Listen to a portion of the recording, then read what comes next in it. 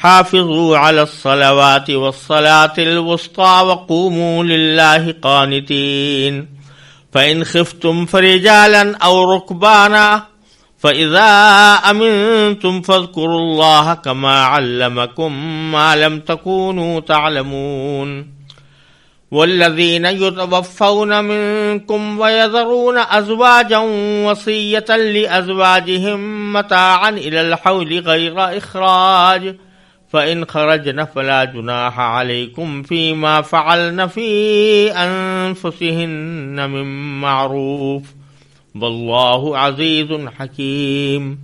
وللمطلقات متاع بالمعروف حقا على المتقين كذلك يبين الله لكم آياته لعلكم تعقلون۔ تمام نمازوں کا پورا خیال رکھو اور خاص طور پر بیچ کی نماز کا، اور اللہ کے سامنے باادب فرما بردار بن کر کھڑے ہوا کرو، اور اگر تمہیں دشمن کا خوف لاحق ہو تو کھڑے کھڑے یا سوار ہونے کی حالت ہی میں نماز پڑھ لو۔ پھر جب تم امن کی حالت میں آ جاؤ تو اللہ کا ذکر اس طریقے سے کرو جو اس نے تمہیں سکھایا ہے، جس سے تم پہلے ناواقف تھے۔ اور تم میں سے جو لوگ وفات پا جائیں اور اپنے پیچھے بیویاں چھوڑ جائیں تو وہ اپنی بیویوں کے حق میں یہ وصیت کر جایا کریں کہ 1 سال تک وہ ترکے سے نفقہ وصول کرنے کا فائدہ اٹھائیں گی اور ان کو شوہر کے گھر سے نکالا نہیں جائے گا۔ ہاں اگر وہ خود نکل جائیں تو اپنے حق میں قاعدے کے مطابق وہ جو کچھ بھی کریں اس میں تم پر کوئی گناہ نہیں ہوگا، اور اللہ صاحب اقتدار بھی ہے، صاحب حکمت بھی۔ اور مطلقہ عورتوں کو قاعدے کے مطابق فائدہ پہنچانا متقیوں پر ان کا حق ہے۔ اللہ اپنے احکام اسی طرح وضاحت سے تمہارے سامنے بیان کرتا ہے تاکہ تم سمجھداری سے کام لو۔ سورہ بقرہ کی آیت نمبر 153 سے یہاں تک اسلامی عقائد اور احکام کا جو بیان شروع ہوا تھا وہ اب قریب الختم ہے۔ آیت نمبر 153 میں استعینوا بالصبر والصلاۃ کہہ کر نماز کی تاکید سے یہ بیان شروع ہوا تھا۔ اب آخر میں دوبارہ نماز کی اہمیت بیان کی جا رہی ہے اور اس کی نگہداشت کا، اس کی نگرانی کا حکم دیا جا رہا ہے، اس کے خیال رکھنے کا۔ حافظوا علی الصلوات، یعنی تم نمازوں کا پورا خیال رکھو، نمازوں کی پوری نگرانی رکھو، جس کے معنی یہ ہے کہ ایک تو وہ نماز بر وقت ادا ہو، قضا نہ ہو، پھر ان آداب کے تحت ادا ہو جن آداب کے تحت نماز کو فرض کیا گیا ہے یا جس کو سنت یا مستحب قرار دیا گیا ہے۔ لہذا جماعت کے ساتھ مثلا نماز پڑھنے کی بڑی تاکید ہے، جماعت کے ساتھ نماز پڑھی جائے، وقت پر پڑھی جائے، خشوع و خضوع کے ساتھ پڑھی جائے، یہ ساری باتیں محافظت کے اندر داخل ہیں، یعنی نگرانی کے اندر۔ اور اس نگرانی کا ایک پہلو یہ ہے کہ ایسے حالات میں جبکہ انسان کسی ایسے کام میں الجھا ہوا ہو کہ وہاں سے اس کا نکلنا مشکل ہو رہا ہو، اس وقت میں خاص طور پر نماز کی نگہداشت کا حکم دیا گیا ہے۔ چنانچہ فرمایا کہ حافظوا علی الصلوات والصلاۃ الوسطی، کہ تمام نمازوں کی پابندی کرو اور خاص طور پر بیچ کی نماز۔ بیچ کی نماز کی تفسیر متعدد ذرائع سے یہ کی گئی ہے کہ اس سے مراد عصر کی نماز ہے۔ عصر کی نماز کا خاص طور پر اللہ تبارک و تعالی نے اس لیے ذکر فرمایا کہ یہ وہ وقت ہوتا ہے جب کہ لوگ اپنے کاروبار زندگی میں منہمک ہوتے ہیں، اور ایک ایسا وقت ہوتا ہے کہ لوگ اپنا کاروبار اب یا تو ان کا شباب پر ہوتا ہے یا اب بند کر کے گھر جانے والے ہوتے ہیں، یا کئی ملازمت پیشہ لوگ جو ہیں وہ ان کا کام ختم ہو رہا ہے، ان کو جلدی پھر پہنچنے کی عجلت ہوتی ہے، تو انسانوں کا ذہن اس وقت میں اپنے دنیاوی کاروبار میں مصروف ہوتا ہے، تو اس لیے خاص طور پر ذکر کیا کہ عصر کی نماز کا خصوصی خیال رکھ۔ تو یہ محافظت یا نگہداشت کا جو حکم ہے جو آخر میں دیا جا رہا ہے، یہ کچھ ایسا ہے کہ جہاں جہاں اللہ تبارک و تعالی نے اللہ کے نیک بندوں کے احکام بیان فرمائے ہیں یا اللہ تعالیٰ کے نیک بندوں کی صفات بیان کی ہیں، تو متعدد جگہ ایسا ہوا ہے کہ ان کو شروع بھی اللہ تعالیٰ نے نماز سے کیا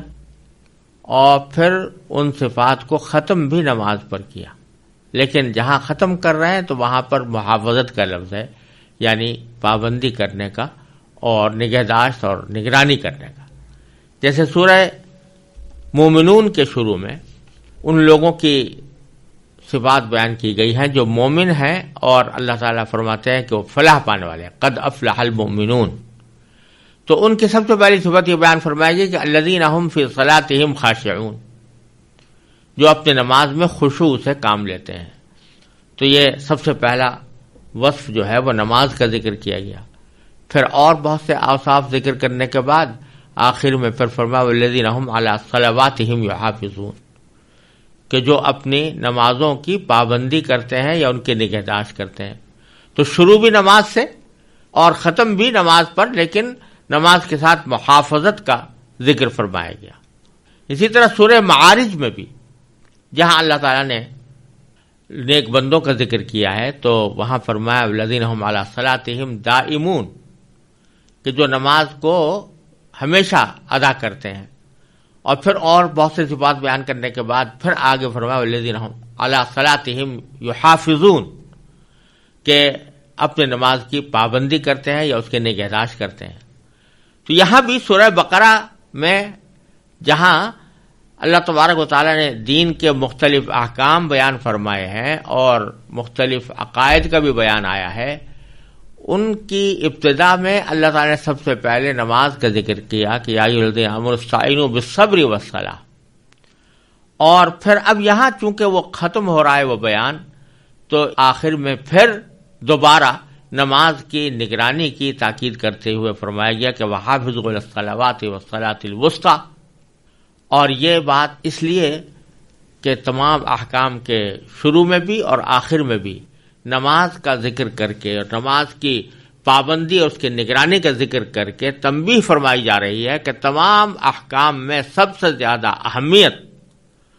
اور سب سے زیادہ قابل پابندی جو چیز ہے وہ نماز ہے۔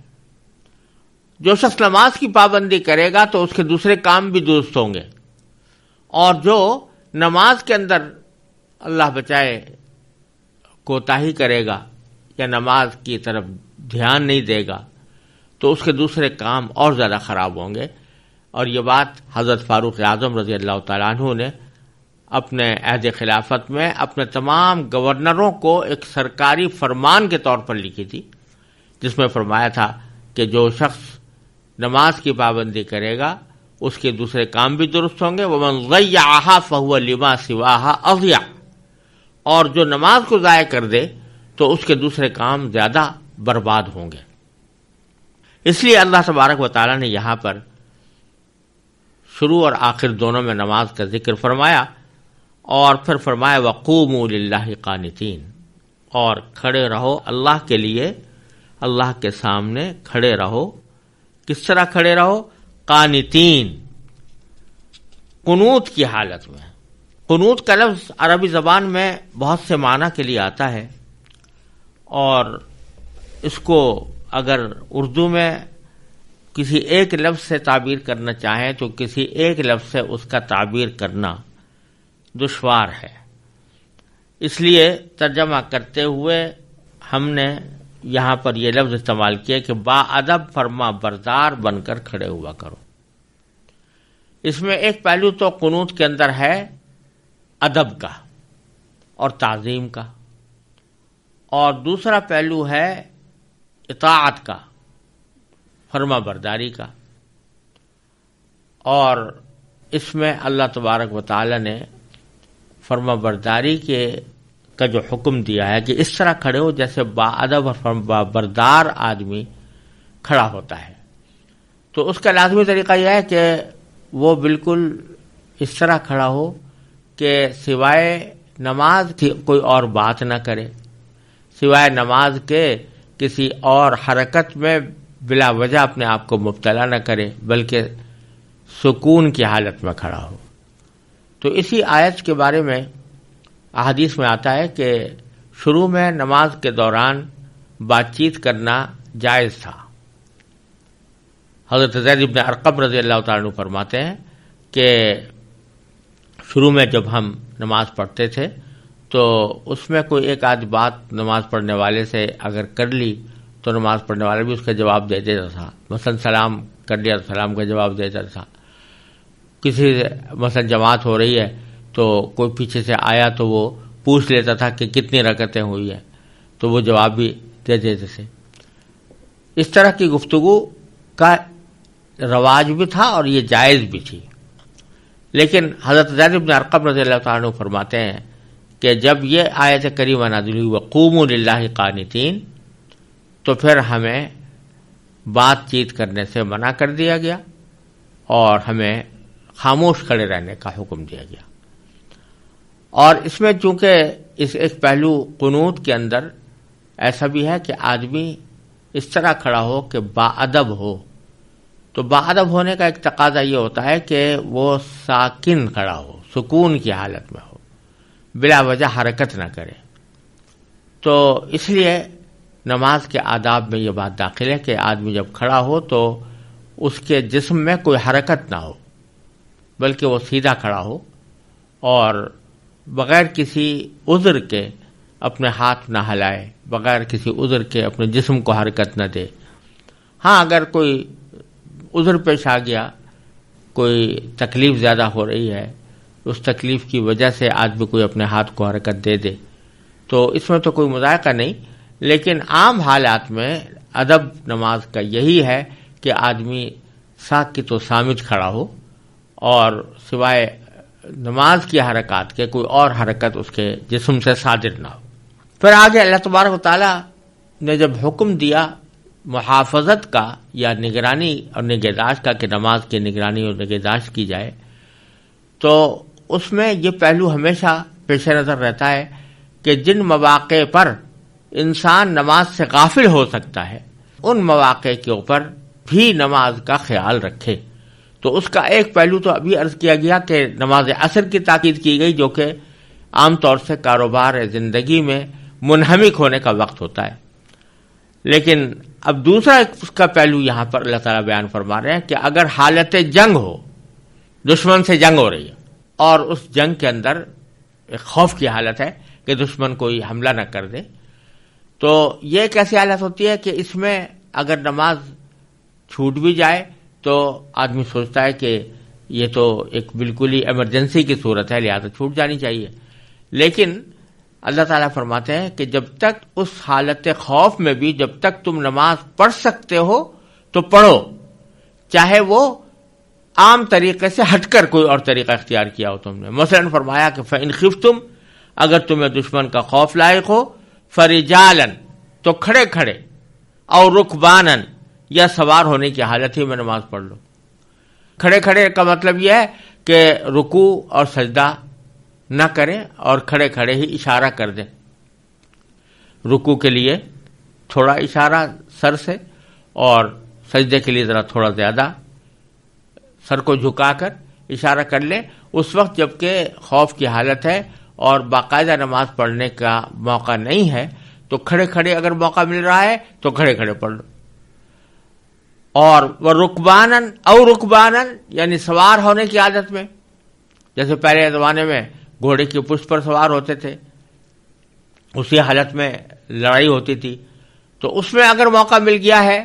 تو نیچے اترنے کی ضرورت نہیں، بلکہ گھوڑے کی پشت پر بیٹھے بیٹھے بھی اشارے سے نماز پڑھ لو، یہ بھی جائز ہے. ہاں البتہ اگر کوئی صورت ایسی آ جائے کہ جس میں نہ کھڑے کھڑے نماز پڑھنے کا موقع ہے، نہ سواری پر بیٹھ کر نماز پڑھنے کا موقع ہے، تو اس موقع کی وجہ سے، جنگ کی ضرورت کی وجہ سے، جہاد کی ضرورت کی وجہ سے اگر نماز قضا ہو جائے تو انشاءاللہ اس کا کوئی گناہ بھی نہیں ہوگا۔ خود نبی کریم سرور دو عالم صلی اللہ علیہ وسلم سے منقول ہے کہ غزوہ احزاب کے موقع پر آپ کی بعض نمازیں جنگ کی مشغولیت کی وجہ سے وقت پر نہ پڑھی جا سکیں، آپ نے پھر بعد میں پڑھی، اور بعد میں صحابہ کرام کا بھی معمول یہی رہا کہ جب تک جنگ کے دوران نماز پڑھنے کا موقع ہوتا تھا تو جس طرح بھی موقع مل جاتا، کھڑے ہو کر یا سوار ہو کر، تو وہ پڑھ لیتے تھے، لیکن جہاں موقع نہیں ہوتا تھا تو پھر وہ نماز کا وقت گزر جانے دیتے اور اس کے بعد پھر قضا پڑھتے تھے۔ ایسی صورت میں قضا کرنے کا گناہ بھی نہیں ہوتا، کیونکہ ایک مجبوری کی وجہ سے قضا ہوئی۔ پھر فرمایا فَإِذَا أَمِنْتُمْ، پھر جب تم امن کی حالت میں آ جاؤ، فَاذْكُرُوا اللَّهَ كَمَا عَلَّمَكُمْ مَا لَمْ تَكُونُوا تَعْلَمُونَ، تو اللہ کا ذکر اس طریقے سے کرو جو اس نے تمہیں سکھایا ہے جس سے تم پہلے ناواقف تھے۔ یعنی اللہ تبارک و تعالی نے جو نماز کا طریقہ تمہیں سکھایا ہے، جو معمول کی نماز کا، پھر اس میں اسے معمول کی نماز کے طریقے کے مطابق ہی ادا کرنی چاہیے۔ یہاں نماز کا ذکر کرنے کے بعد پھر تھوڑا سا تکملہ ہے طلاق اور عدت کے احکام سے متعلق۔ یعنی پیچھے جو حکم دیا گیا تھا کہ عورتیں جن کو طلاق دی جائے تو وہ عدت گزاریں گی، عدت کے احکام کچھ بیان کیے گئے تھے، تو اس میں ساتھ ساتھ یہ بھی بتایا گیا تھا کہ جن عورتوں کے شوہروں کا انتقال ہو جائے تو وہ 4 مہینے 10 دن ان کی عدت ہوتی ہے۔ تو اب اس کے تکملے کے طور پر اللہ تبارک و تعالی یہ فرما رہے ہیں کہ جب ان کی شوہر کا انتقال ہو گیا، جب ان کے شوہر کا انتقال ہو گیا تو ان کے اوپر 4 مہینے 10 دن کی عدت تو واجب ہے کہ وہ اسی گھر میں گزاریں جس گھر میں شوہر کا انتقال ہوا، اور اس میں وہ سوگ بھی منائیں گی۔ لیکن ایک چیز اور ہے، وہ ان کو ایک حق دیا گیا ہے، اور شوہروں کو یہ کہا گیا ہے کہ تم مرنے سے پہلے وصیت کر جایا کرو کہ اگرچہ میرے مرنے کے بعد میری بیوی کی عدت تو 4 مہینے 10 دن ہی ہے، لیکن اگر وہ چاہے تو سال بھر تک اس کو میرے گھر میں رکھا جائے، اگر وہ چاہے تو سال بھر تک میرے گھر کے اندر ہی رہے، اور اس کے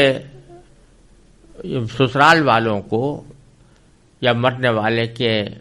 رشتہ داروں اور وارثوں کو یہ حق نہیں ہے کہ وہ سال بھر کے دوران اس کو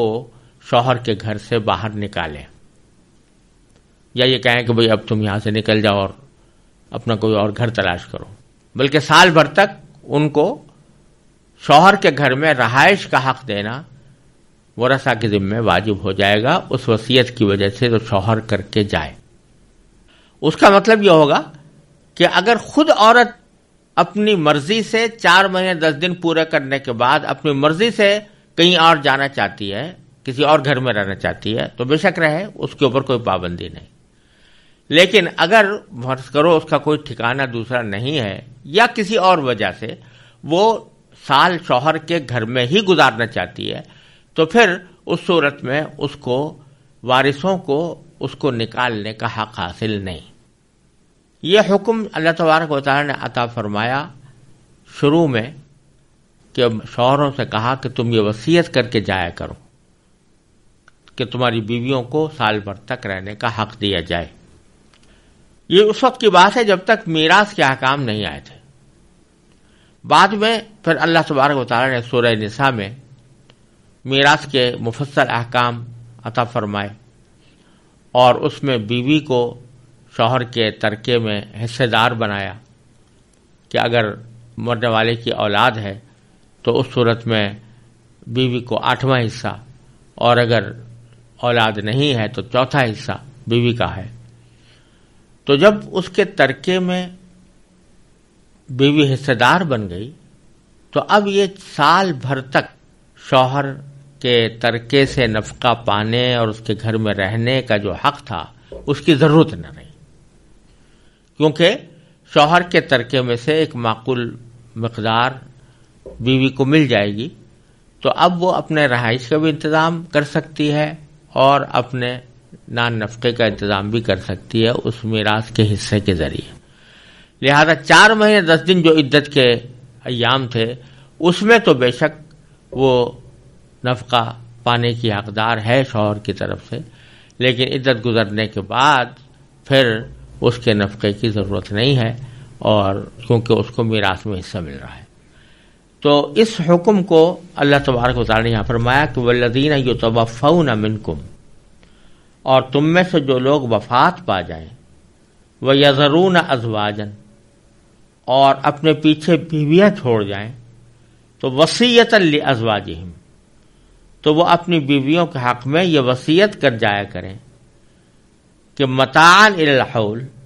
کہ 1 سال تک وہ بیویاں ترکے سے فائدہ اٹھائیں گی۔ فائدہ اٹھانے میں نفقہ بھی داخل ہے اور اس شوہر کے گھر میں رہنا بھی داخل ہے۔ غیر متاعا الی الحول غیر اخراج، سال بھر تک فائدہ اٹھائیں گی، ان کو شوہر کے گھر سے نکالا نہیں جائے گا۔ فَإِنْ خَرَجْنَا، ہاں اگر وہ خود نکل جائیں، یعنی 4 مہینے 10 دن کی عدت پوری کرنے کے بعد وہ خود اپنی مرضی سے یہ چاہیں کہ ہم کسی اور گھر میں جا کر رہیں، تو فَلَا جُنَاحَ عَلَيْكُمْ، تو تمہارے اوپر کوئی گناہ نہیں ہے، فِيمَا فَعَلْنَ فِي أَنفُسِهِنَّ مِن مَّعْرُوف، کہ وہ اگر وہ اپنے حق میں قاعدے کے مطابق جو کچھ بھی کریں تو اس میں تم پر کوئی الزام کی بات نہیں ہے، وہ خود فیصلہ کر رہی ہیں اپنے حق میں اور قاعدے کے مطابق کر رہی ہیں۔ قاعدے کے مطابق کرنے کا معنی یہ کہ عدت پوری کرنے کے بعد کر رہی ہیں، 4 مہینے 10 دن کے وقت کا وقت گزرنے کے بعد کر رہی ہیں، اور ساتھ ساتھ یہ کہ جو احکام ہیں عدت کے ان کو پوری طرح بجا بھی لا رہی ہیں، اور ترکے سے جتنا حصہ ان کو مل رہا ہے اتنا ہی وہ لے بھی رہی ہیں۔ تو اس صورت میں تمہیں اس میں کوئی گناہ نہیں ہے تمہارے اوپر کہ تم ان کو شوہروں کے گھر سے باہر جانے کی اجازت دے دو۔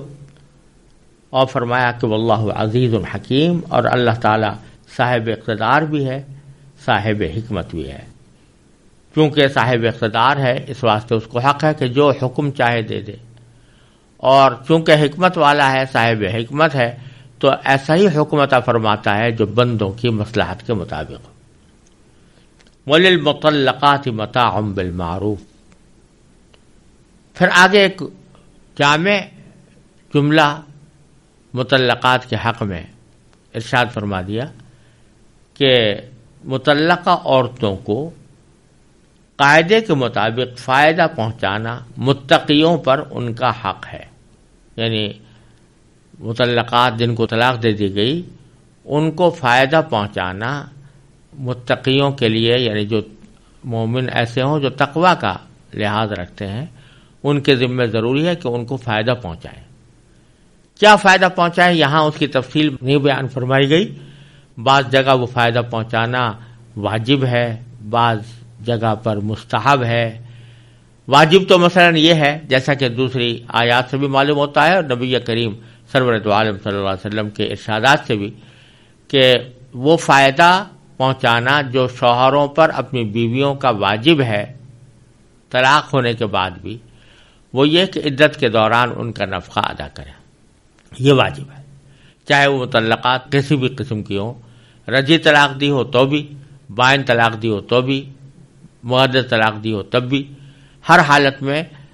عدت کے دوران ان کا نفقہ برداشت کرنا یہ شوہر کے ذمہ واجب ہے، تو یہ فائدہ پہنچانا تو لازم ہوا۔ اسی طرح مطلقات کو اگر انہوں نے مہر ابھی تک وصول نہیں کیا تو مہر دینا بھی واجب ہے۔ اگر رخصتی کے بعد اور صحبت کے بعد طلاق دی گئی ہے تب تو پورا مہر دینا واجب ہے، جیسا کہ پیچھے گزر چکا، اور اگر بغیر صحبت کے اور بغیر خلوت کے طلاق ہوئی ہے تو اس صورت میں آدھا مہر فرض ہے، پھر بھی پورا دینا بہتر ہے جیسا کہ پیچھے گزرا. تو یہ فائدہ پہنچانا یعنی مہر ان کو دینا یہ بھی واجب قسم کا حق ہے. تیسرا یہ کہ مطلقات کو تحفہ دینا، جس کا ذکر پیچھے گزرا ہے، جس کو اصطلاح میں متعہ بھی کہتے ہیں، لیکن وہ لفظ ذرا بدنام ہو گیا ہے، لہذا تحفے سے اس کو تعبیر کر دینا زیادہ مناسب ہے کہ ایک تحفہ دینا مطلقات کو.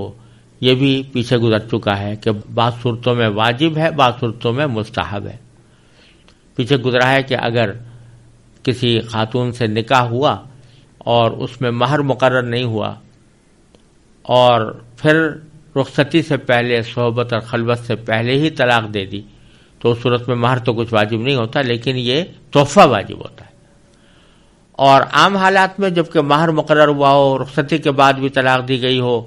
تو اس میں اگرچہ یہ تحفہ دینا فرض اور واجب تو نہیں ہے، لیکن مستحب ہے کہ طلاق دینے والا اپنی متعلقہ سابق بیوی کو کوئی تحفہ دے، تو وہ مستحب ہے. تو اس جامع جملے میں ہر طرح کے فائدے اس میں داخل ہو گئے. للمطلقات متاع بالمعروف، کہ مطلقہ عورتوں کے لیے متقیوں پر حق ہے کہ وہ متاع دیں ان کو، یعنی کوئی فائدہ پہنچائیں، بالمعروف، قاعدے کے مطابق. بالمعروف سے سب باتوں کا احاطہ ہو گیا کہ جو جس قسم کا قاعدہ ہے، جہاں واجب ہے وہاں واجب ہوگا ان کے ذمہ فائدہ پہنچانا، جہاں مستحب ہے وہاں پر ان کو فائدہ پہنچانا مستحب ہوگا. پھر فرمایا کہ کذالک یبین اللہ لکم آیاتہ، اللہ تعالیٰ اسی طرح اپنے آیتیں یا اپنے احکام تمہارے سامنے بیان فرماتے ہیں، لعلکم تعقلون، تاکہ تم سمجھداری سے کام لو، سمجھداری سے کام لے کر ان احکام کو سمجھو اور اس کے اوپر عمل کرنے کی کوشش کرو.